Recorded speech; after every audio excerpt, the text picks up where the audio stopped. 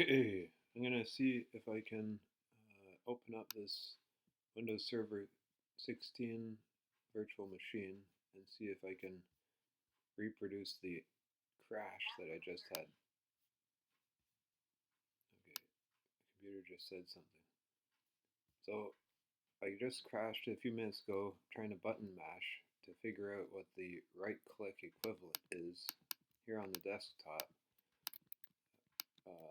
Mashing the keys left of the spacebar on this MacBook Air. And it looks like I just reproduced it, so I'm gonna leave it at this.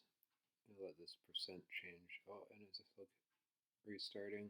Okay, I'm kind of new to running virtual machine Windows Server, partly because I need to test some of its features and run a few versions at the same time.